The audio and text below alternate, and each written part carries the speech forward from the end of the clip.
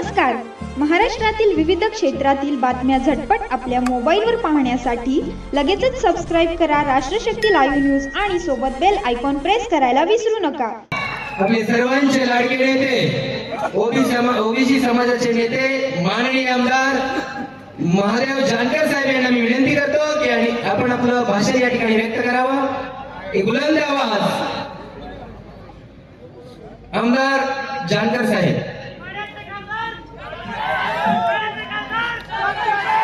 आदरणीय छत्रपती शिवाजीराजे, महात्मा ज्योतिबा फुले, विश्वरत्न डॉक्टर बाबासाहेब आंबेडकर, राजमाता महाराणी अहिल्याबाई होळकर, संत भगवान बाबा, संत तुकाराम, संत समता महाराज या सर्वांना वंदन करून आजच्या सभेचं आकर्षण महाराष्ट्राचं ओबीसीचं नेतृत्व आदरणीय भुजबळ साहेब आणि सर्व ओबीसीचे नेते, पुढेपीठ, बंधू भगिनीवर, पत्रकार बांधवांनो, आजचा हा मेळावा आहे या राज्यामध्ये अतिशय बिघडलेल्या अवस्थेची स्थिती निर्माण होण्याचं काम झालं.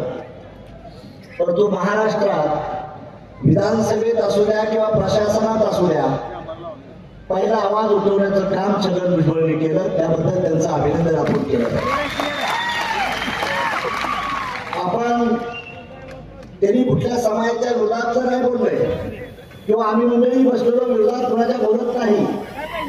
फक्त आमचं म्हणणं आहे की ज्यांना काही अजून मिळालंच नाही त्यांच्या ताटातली भाकरी काढू नये, हे साधं सोपं गणित आहे. म्हणून साठी ह्या मेळाव्याच्या माध्यमातून तुमच्या दिलासा देण्याचं काम आम्ही मंडळी करतोय. आणि ह्याचं परिवर्तन तुझं कशात झालं पाहिजे, आमच्या लिंगे साहेबांनी सांगितलं त्यात झालं पाहिजे, तर खऱ्या अर्थाने आम्हाला यश मिळणार आहे. तुमची ओबीसीची ताकद फार मोठी आहे. आपण 85% म्हणतोय, 85% आहे, पण मेळावा करताना आम्ही विचार करतोय आम्ही किती लोक येतोय त्याचं चिंतन झालं पाहिजे.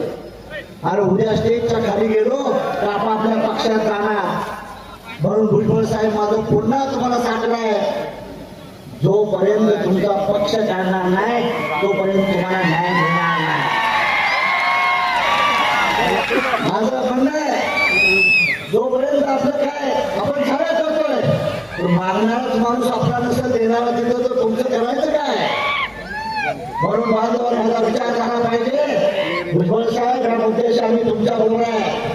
माझा राष्ट्रीय समाज पक्ष सर्व ताकदीने तुमच्या बरोबर असेल एवढं आम्ही सांगू इच्छितो. आणि आपलं म्हणणं आहे, जर ह्यात क्रांती होत असेल तर आपलं होणार आहे.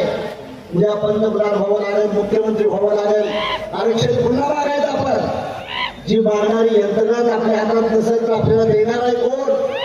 म्हणून तुमच्या जागृतीचं चॅलेंज ह्याच्यात पत्रात आलं पाहिजे एवढी विनंती करतो. आणि भुजबळ साहेब, मी तर आहे तुमच्यावर आहे एवढा विश्वास शब्द देतो आणि आपली रजा घेतो. जय हिंद, जय भारत.